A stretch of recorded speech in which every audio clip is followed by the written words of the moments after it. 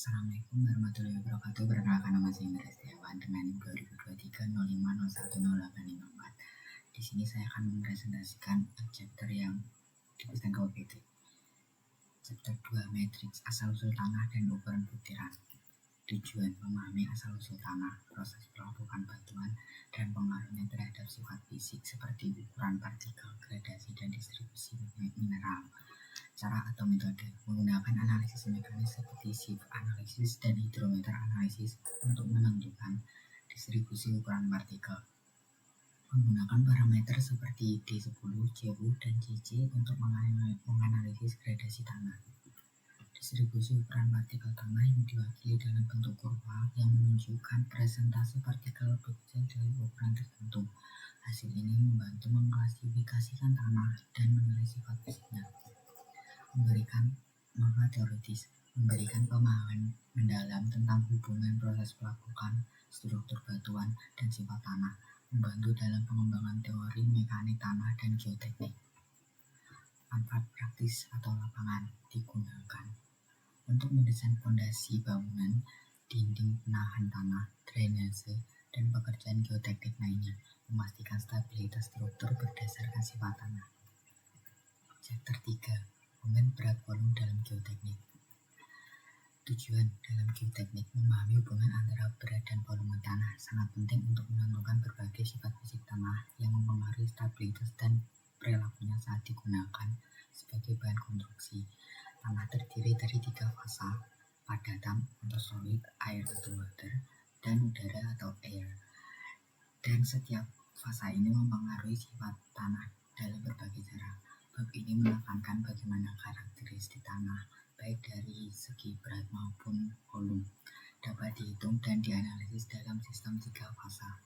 Untuk menjelaskan dan mengaplikasikan hubungan antara volume dan berat pada tanah dalam konteks geoteknik.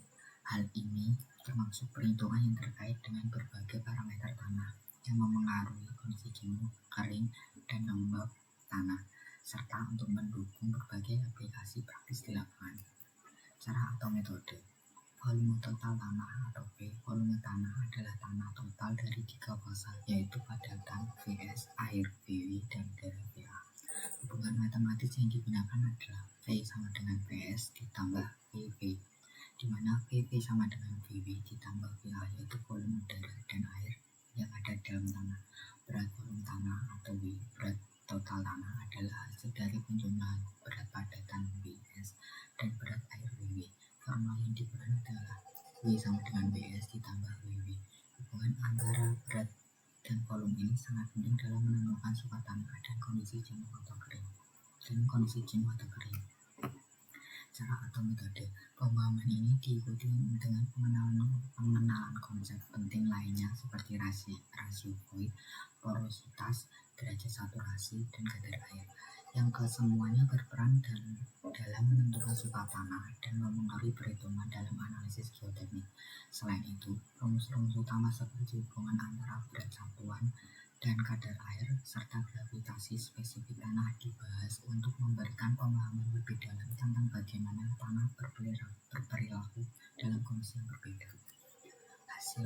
Hasil analisis menunjukkan bahwa cara berat satuan tanah mempengaruhi oleh kadar air, dan peningkatan kadar air menyebabkan peningkatan volume air dalam tanah yang pada gilirannya mempengaruhi berat satuan tanah. Rasio void dan gravitasi spesifik juga memiliki peran penting dalam menentukan sifat fisik tanah, di mana rasio void menunjukkan jumlah ruang kosong dalam tanah, sementara gravitasi spesifik menggambarkan perbandingan massa jenis pemadatan tanah terhadap massa jenis air. Derajat saturasi yang mengindikasikan baru seberapa banyak ruang void yang terisi oleh air sangat relevan untuk tanah yang berada dalam kondisi jenuh, seperti tanah yang terendam air. Pemahaman hubungan antara berat satuan, kadar air, rasio void, dan derajat saturasi ini sangat penting dalam aplikasi geoteknik karena membantu dalam analisis stabilitas tanah dan perencanaan sistem drainase yang efektif untuk proyek konstruksi fondasi atau analisis kestabilan lereng. Manfaat teoritis atau ilmu: Manfaat dari pemahaman berat volume tanah adalah memberikan dasar yang kuat untuk membuat model matematis yang digunakan dalam analisis geoteknik. Dengan model ini, insinyur geoteknik dapat menghitung dan memprediksi bagaimana tanah akan berperilaku dalam berbagai kondisi, terutama dalam hal daya dukung dan kestabilan struktur. Selain itu, dengan memahami hubungan antara kadar air, porositas, dan berat satuan, para ilmuwan dan insinyur dapat menganalisis dan merencanakan proyek geoteknik dengan lebih akurat, sehingga dapat menghindari potensi masalah yang timbul akibat sifat tanah yang tidak terduga. Hal ini sangat penting dalam konteks stabilitas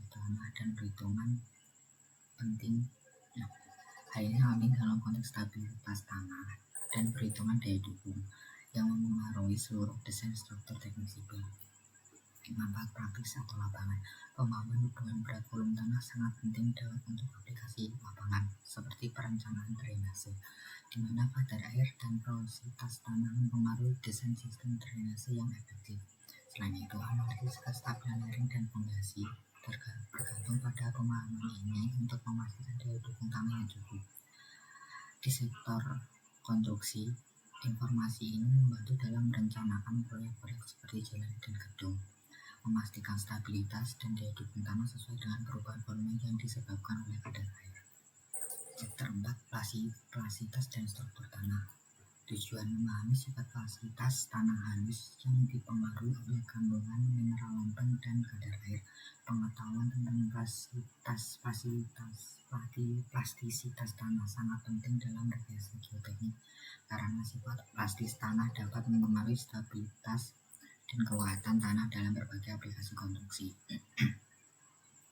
Selain itu, pembahasan ini bertujuan untuk menggali berbagai metode pengujian plastisitas seperti pengujian liquid limit atau AL, plastic limit atau PL, dan shrinkage limit atau SL, serta untuk mengumpulkannya dengan karakteristik tanah yang digunakan dalam perencanaan struktur, pemilihan material, dan aplikasi lingkungan. Cara atau metode. Metode yang digunakan untuk menentukan plastisitas tanah antara lain percussion cup method yang mengukur liquid limit atau AL berdasarkan seberapa banyak hentakan yang diperlukan untuk menutup alur tanah, dan Falcon method yang mengukur penetrasi kerucut pada kadar air tertentu untuk menentukan AL dan plastic limit. Selain itu, plastic limit atau PL juga dapat diuji menggunakan penggulingan tanah, yaitu mengguling tanah hingga diameter tertentu dan mencatat kadar air saat tanah mulai retak.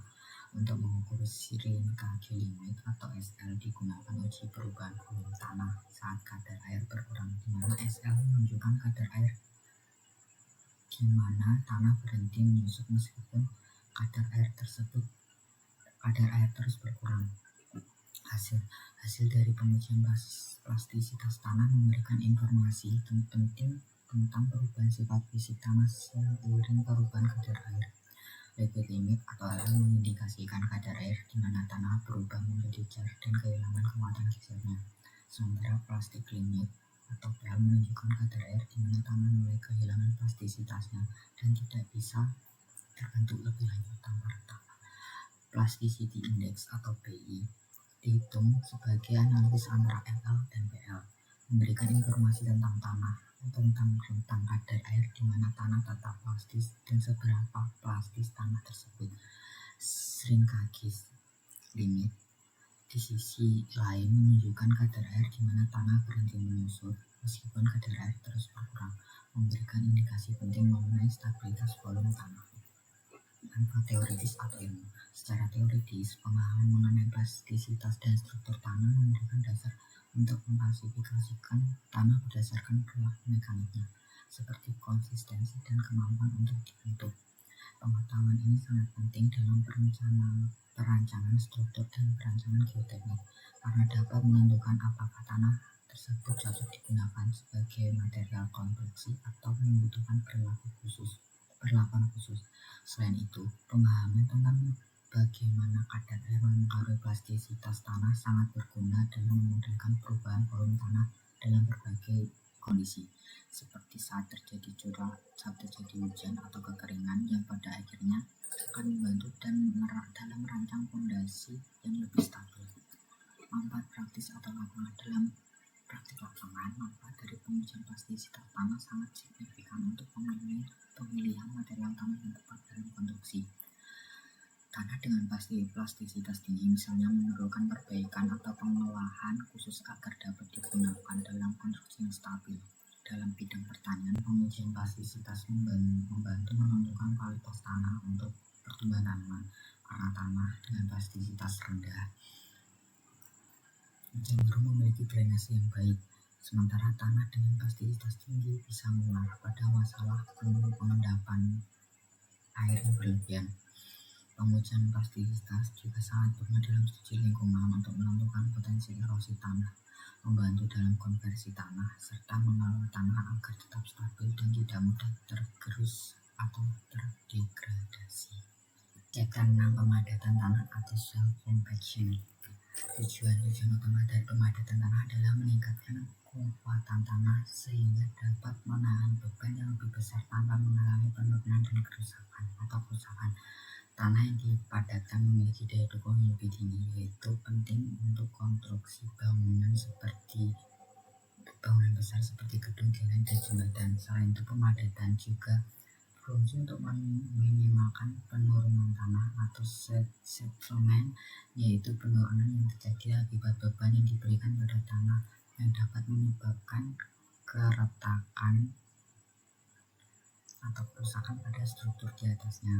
Dalam pemadatan juga meningkatkan stabilitas geoteknik tanah yang penting dalam pembuatan tanggul, bendungan, dan berbagai infrastruktur lainnya, memastikan bahwa tanah tersebut cukup stabil untuk mendukung konstruksi jangka panjang. Metode atau cara proses pemadatan tanah dilakukan dengan cara memberikan energi mekanis untuk mengurangi volume udara dalam pori tanah. Metode ini dilakukan menggunakan alat pemadatan yang sesuai seperti roller atau kompaktor yang menekan tanah untuk menggantikan udara dengan partikel tanah untuk memastikan bahwa tanah dipadatkan dengan efektif. Dilakukan pengujian laboratorium, salah satunya adalah faktor test yang bertujuan untuk menentukan kadar air optimum tanah agar dapat mencapai kepadatan maksimal. Dalam pengujian ini, tanah dicampur dengan kadar air tertentu dan dipadatkan menggunakan pukulan standar dalam cetakan.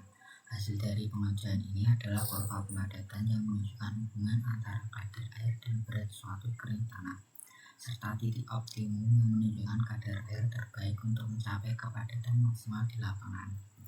Hasil dari proses pemadatan tanah dapat dianalisis melalui kurva pemadatan yang menggambarkan hubungan antara kadar air dan berat satuan kering tanah. Kurva ini memberikan informasi penting mengenai perubahan kepadatan tanah pada berbagai tingkat kadar air. Titik optimum dan ditemukan pada kurva pemadatan adalah kadar air yang menghasilkan berat satuan kering tanah maksimum, yang menandakan kondisi terbaik untuk pemadatan. Dengan mengetahui titik optimum ini, kita dapat menentukan kadar air terbaik yang digunakan untuk mencapai kepadatan tanah tertinggi, yang sangat penting untuk memastikan kekuatan dan stabilitas tanah pada proyek konstruksi di lapangan. Manfaat teoritis atau ilmu. Manfaat teoritis memberikan kontribusi besar terhadap peningkatan pemahaman dalam ilmu geoteknik, khususnya dalam mekanika tanah. Melalui proses pemadatan, kita dapat memahami bagaimana energi mekanis mempengaruhi sifat fisik tanah, terutama dalam hal densitas dan stabilitas tanah. Ini memberikan dasar yang kuat dalam teori-teori mekanika tanah yang digunakan dalam desain struktur dan perencanaan konstruksi. Dengan mempelajari pemadatan tanah, kita juga dapat memperoleh wawasan lebih lanjut tentang karakteristik tanah yang berbeda, serta cara-cara lebih lanjut tentang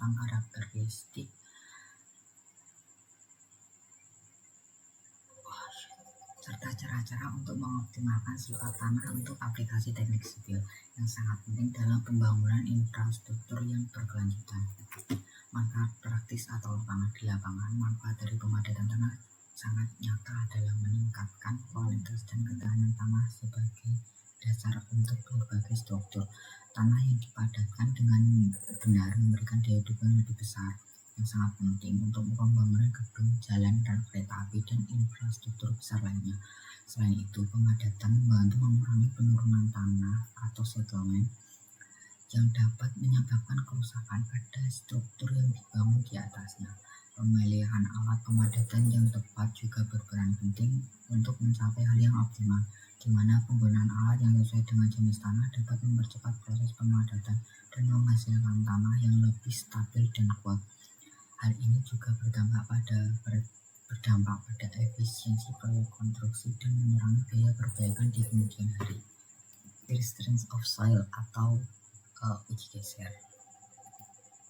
Tujuan memahami kekuatan geser tanah yang berperan penting dalam berbagai aspek teknis sipil, termasuk daya dukung tanah untuk mendukung struktur seperti bangunan dan jembatan, stabilitas lereng untuk mencegah longsor di area rawan, tekanan lateral pada struktur penahan tanah seperti dinding penahan, meningkatkan keandalan desain geoteknik dengan pendekatan berbasis data.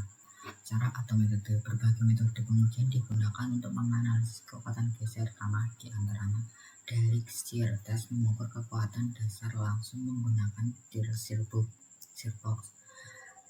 triaxial test menilai parameter kekuatan geser di bawah kondisi tekanan berbeda, CD atau consolidated drainase penuh selama pengujian, CO consolidated on-drain, drainase hanya pada fase konsolidasi, UO unconsolidated on-drain tanpa drainase. Direct simple shear test menggunakan besaran dengan deformasi sederhana. Torsional ring shear test mengukur kekuatan geser menggunakan alat dengan gerakan torsional. Hasil utama dari berbagai metode pengujian: 1. Pasir, tegangan geser menunjukkan stabilitas dengan drainase cepat. 2. Tanah liat membutuhkan waktu lebih lama untuk mencapai stabilitas akibat permeabilitas rendah. 3. Direct shear test menghasilkan hubungan antara tegangan geser dan displacement untuk menemukan parameter kekuatan geser.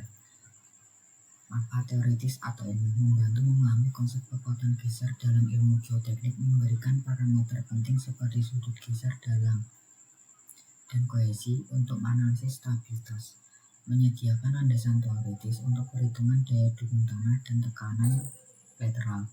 4. Mendukung pengembangan model geoteknik yang lebih akurat.